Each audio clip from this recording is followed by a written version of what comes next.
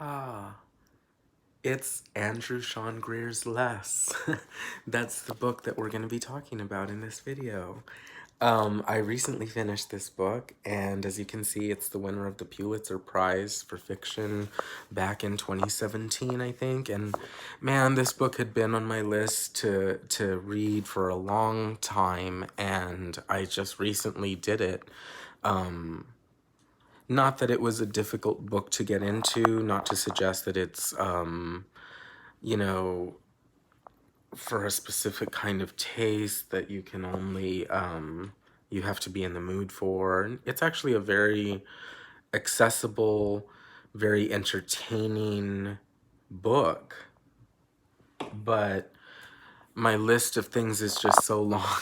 My list of things to read is very long, and I'm having difficulty, like, I don't know if you've had this experience, but when you finish a book, it's sort of like there's this feeling of satisfaction and completion, and of course, to say nothing of the story itself, which you sort of like emotionally come to terms with in its conclusion. But you also well, so basically, it's a very like, it's a momentous occasion, I feel, when you finish a book. Even though you may read lots of books, which I'm sure we all do, and I'm sure there are those of us who read lots and lots and lots of books. I don't claim to be that person. I'm actually quite a slow reader. And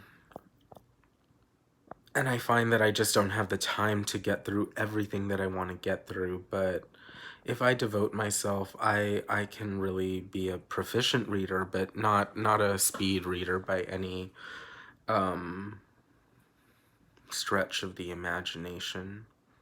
So I read, and then when I finish, I'm like, yes, I finished a book. That's great. It feels good to finish a book. And so I'm coming down off that, and I really want to get into the next book. I want to get into the next book right away. But though I may want to and desire to, and my emotions are, my emotions are really pulling me in that direction to start another book, like literally maybe immediately after I finish, because I'm like on a roll. I'm like, yes, books, reading, emotional stories and affecting stories. Yes, like beautiful art.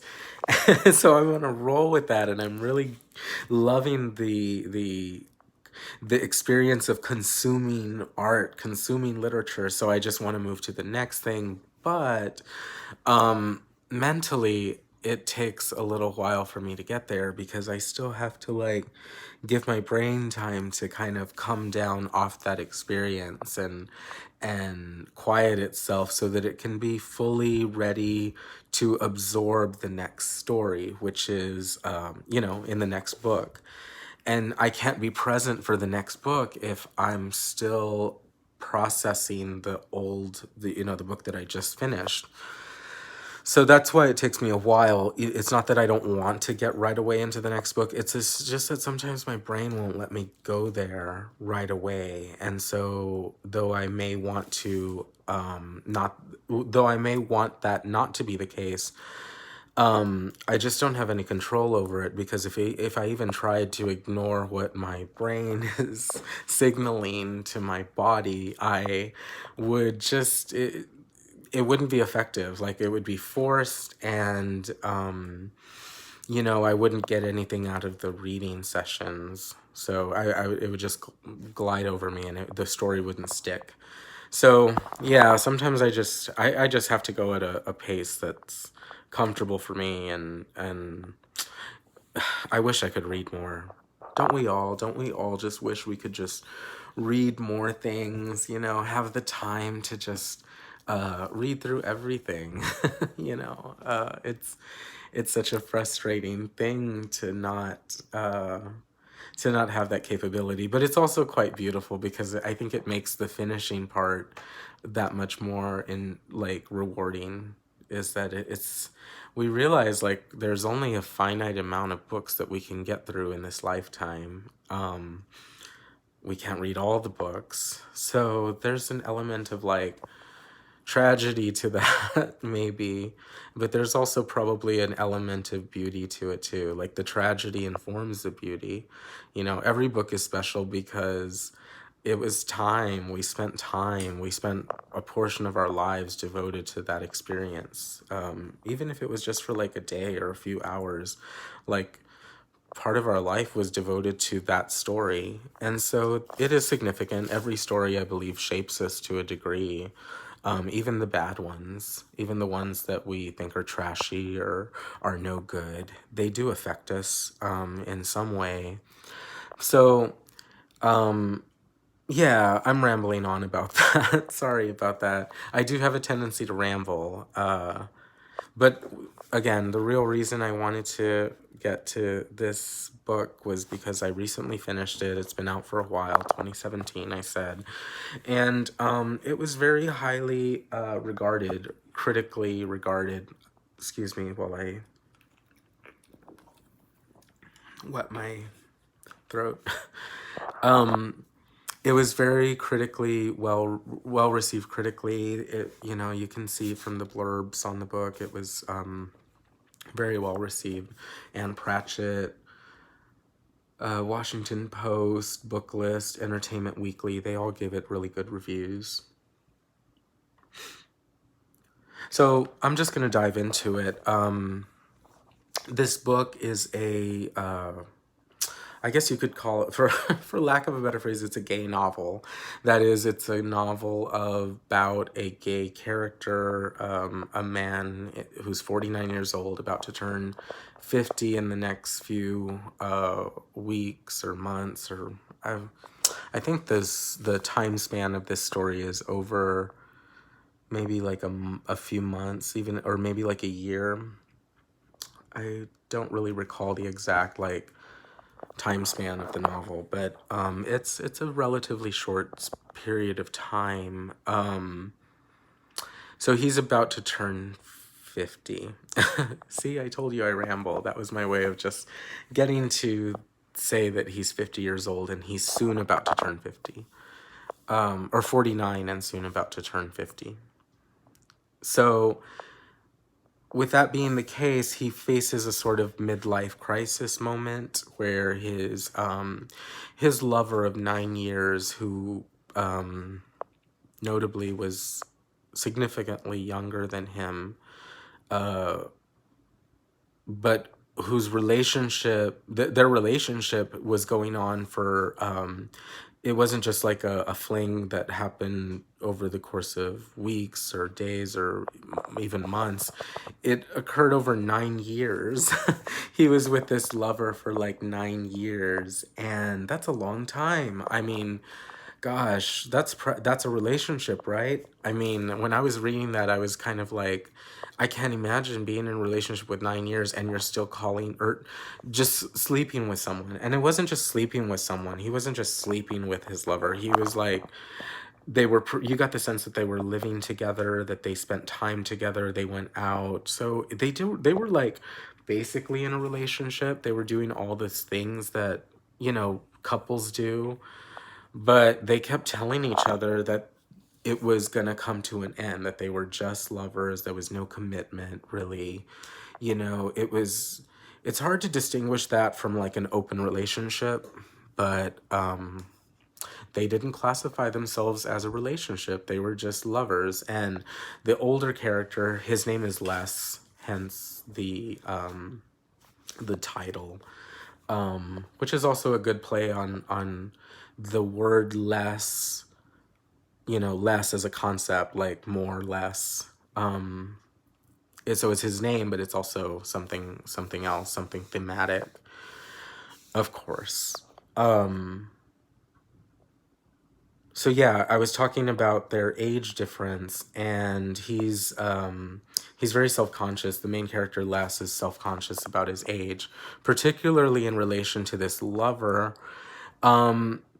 And like I said, there's a lot of like, well, you're gonna have to find someone. He would tell him, you're gonna have to find someone else eventually. This can't last forever, and you kind of wonder how much of what he's saying is really him telling himself those things, like trying to not let himself get too caught up emotionally in the experience, because he knew it was gonna come to an end, and he was like, I wonder how much of that was just protecting himself from that hurt that he knew was going to come.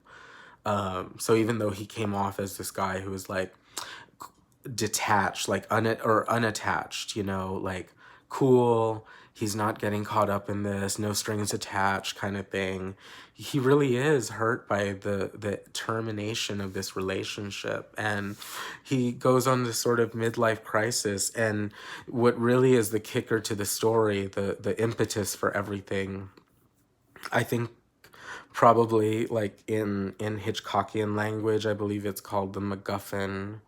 It's the thing that sets the plot in motion, is not only the breakup from the boyfriend, but, and I'm sorry, that's sort of a spoiler, but not really. This is more like the setup for the novel, that they break up. And then they also, the younger guy sends the older guy, Les, the invitation to his wedding, which he ends up getting married like not long after he breaks up with the main character, Les. And it's sort of a like a double whammy. It's kind of funny, it's absurd.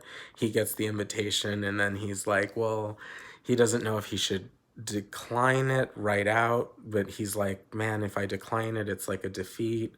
If I accept it, I can't accept it, because he thinks I'm gonna be humiliated. Like, it's just gonna be a humiliation that he cannot bear.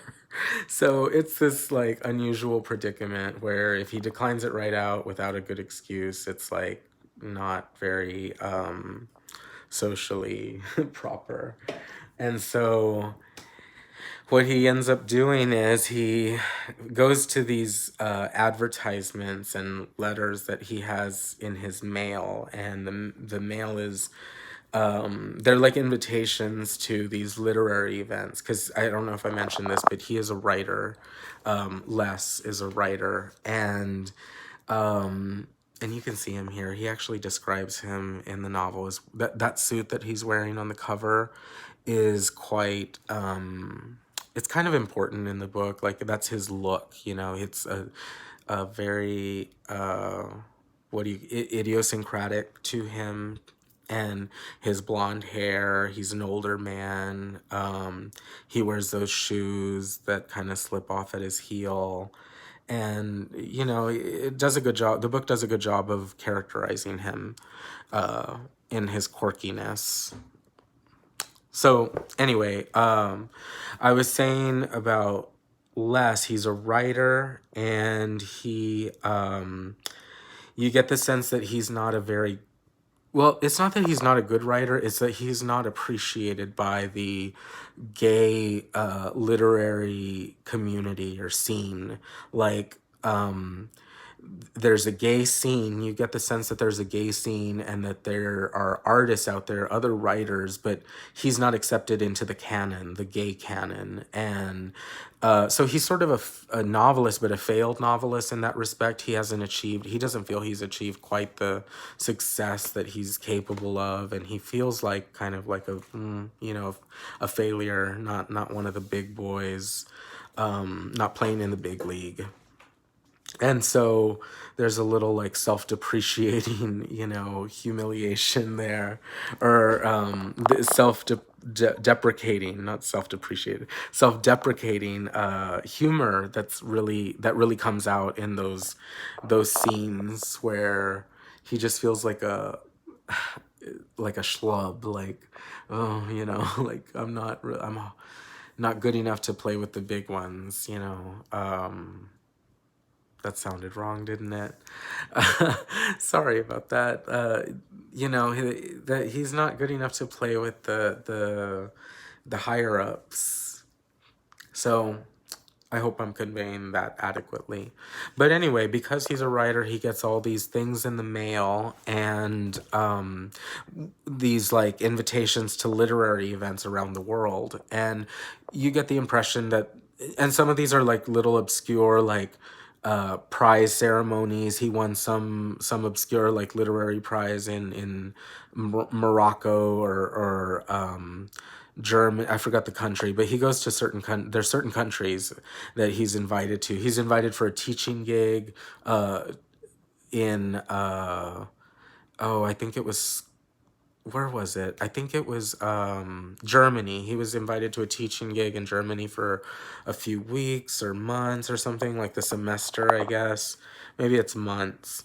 So the time span of this novel is probably, it's longer than weeks. It's months, because he has that teaching gig.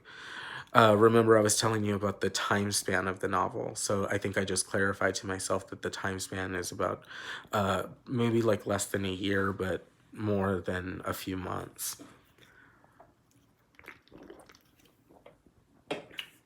Excuse me while I drink. My um my throat gets dry and my lips get dry from talking so much. So I wanted to yeah, so anyway, he gets all these invites. You know, it's like you get the sense that he probably doesn't always, or probably never responds to these invites, but now he's desperate for a reason to be able to decline the offer, you know, and not make it seem like, well, he's declining it, but then he just is here in the city and there's no, he could have made time to go, but he didn't like deliberately go. So he wants an excuse. So his excuse are those trips. He books flights to all these places and he basically travels the world. And that's how he avoids getting out of going to his ex-lover of 9 years wedding. Is that he goes on a trip around the world, and then hilarity ensues. He meets all kinds of people, and you know, one of the things that I really enjoyed about this book is the fact that there's a real poignancy to the story. It is funny, but not in a slapsticky or a it's not a slapsticky humor. It's definitely more of like an elevated, it's like a sad humor, actually. I say elevated because there's a complexity to it. It's not just like funny. There's also like real tragedy here. And, you know, the book is talking about coming to terms with getting older and, you know, not feeling like you're a success and wishing that you had that your life was different and grappling with feelings of failure, you know, feeling like you're not good. Also, so it's all these interesting, like, darker emotions, but there's a real lightness to it. They're handled with a real light and humorous touch. And the effect is very pleasant. There were moments when I feel like the book maybe dragged a little bit because I felt like it was reinforcing the same themes over and over, and I was like, okay, I got it. Like, let's move on with this story. Let's get to, you know, let's move it along. The book kind of meanders. It's not, and not necessarily in a bad way. This is just my personal preference, but the book kind of meanders, much as, you know, Odysseus in the Odyssey, which by the way is alluded to in this book, and very much it informs the structure of this book because Les goes on his own Odyssey. But I think that for my taste, I wanted something a little more to happen, and it didn't. But that was okay because I still appreciated the first of all, the prose is very good. It's written very beautifully. Andrew Sean Greer is a very, and that's him by the way. I don't know if you can see him. He's a very good writer. There's like a lyrical quality to his work. He has a way with words. He has this funny way of like, using like these crazy vocabulary words. I wrote a few of them down because I thought they were so funny. Like, gosh, I hope I can find one. I want to give you an example because he has these like absurd words, and it's meant to be absurd, of course, but like, for example, the word magniloquent. I think I'm saying that correctly. Magniloquent. That comes up in the book. One of the reviewers for one of his books calls him a magniloquent spoonie, and his lover at the time, not the younger lover, a different lover, was explaining to him what that meant because he was just reading the review and was like, what the hell does that even mean? A magniloquent spoonie. And the lover was just saying, oh, he's just saying you're gay. You know, he's just saying that you're a gay writer. But, you know, magniloquent means it means very wordy, basically. And I think that's a hilarious word for someone who's very wordy. Um, magniloquent. The word itself is just wordy. um, I really enjoy that word, magniloquent. And Spoonie is like a silly person, so a very like wordy, silly person. Like it's a really bad like put down that he gave in that review, and he doesn't know what it means. So I don't know. There's some. It's funny, or I found it funny. But yeah. So anyway, that's a big part of this book is the humor and the lightness of touch. Um, what else could we talk about with this book? I just wanted to say that I really enjoyed it. I thought that it was there, like I said, despite the towards the end and towards the middle where I thought it kind of lagged a little bit. It could have been tightened up, I think, the writing. It was a beautiful little story. There was one story in particular. He meets someone in Morocco, and that person has a very interesting story to tell about his relationship, his own relationship. And he tells it to Les.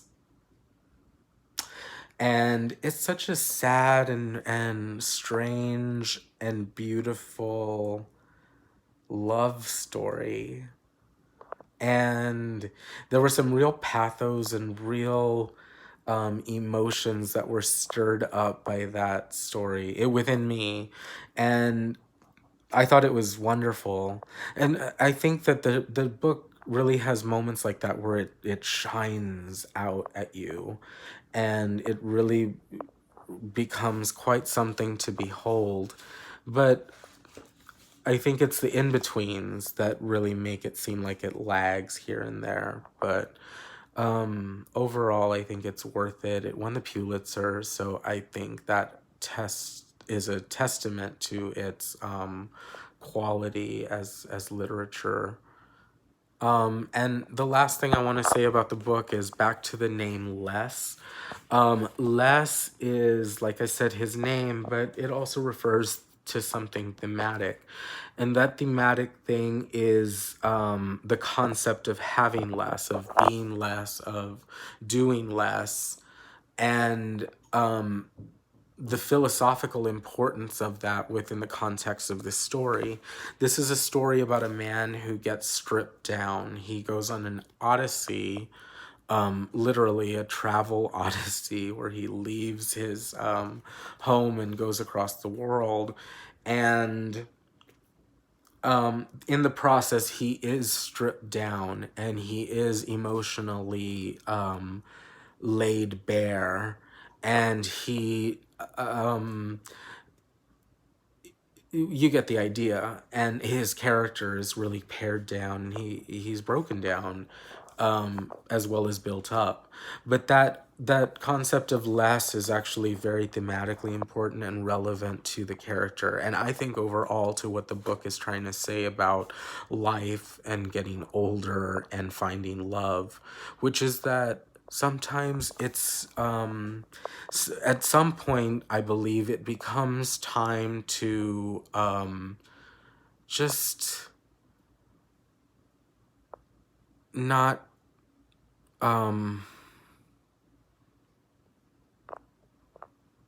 I want to make sure I word this properly. Excuse me, one more drink.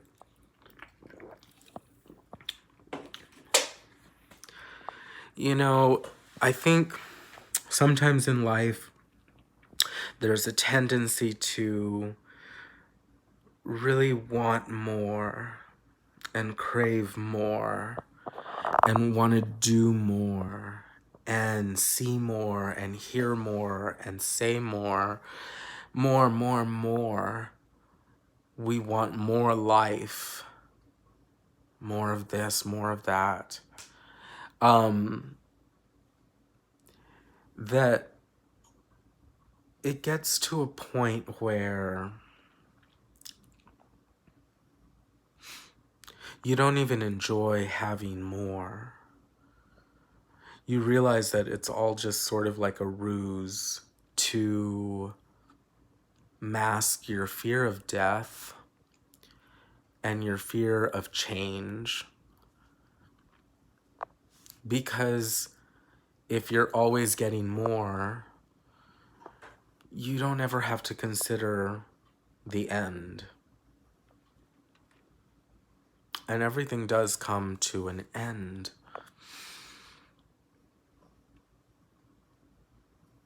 So, I think what the book is arguing for is that sometimes less is better. Sometimes the lesson is we need to do less. We need to try less. We need to care less. We need to remove things and have less and strip ourselves bare. And that's the existential crisis, perhaps. I think that is the existential crisis. It's that it's ridding yourself of the inessential and finding out what's essential. It's stripping away the layers and getting to the core. But that stripping away, it's so terrifying. It's so, because our identities are built around those outer layers. It's built on those possessions, those things all around us. Who are we if we are not a mother, a father, a sister, a brother, a son, a daughter?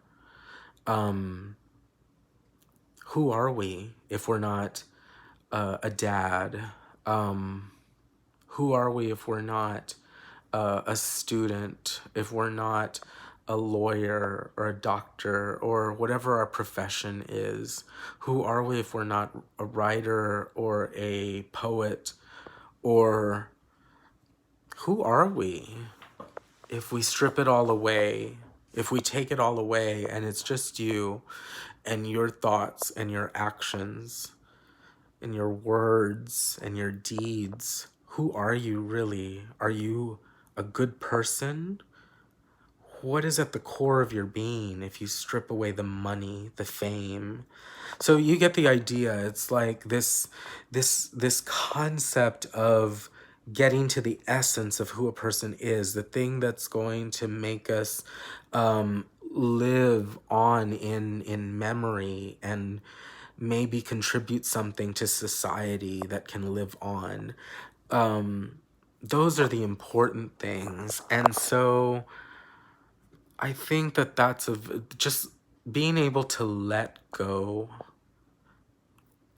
to be able to let go, just let it go and relax and relax. I feel like I tell myself that all the time.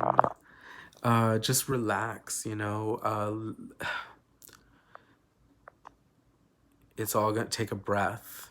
you know. You don't have to try so hard. So these are just concepts, like they're spiritual concepts in a way, and I feel like that is really where the book is coming from. It's this prolonged journey of stripping someone, a person being stripped down to their core, and realizing what's important and what's not important. So yeah, I did enjoy this book. Um, it's good. It's very good. So yeah, that's it. Less 30 minutes. All right. Thank you for listening. Bye.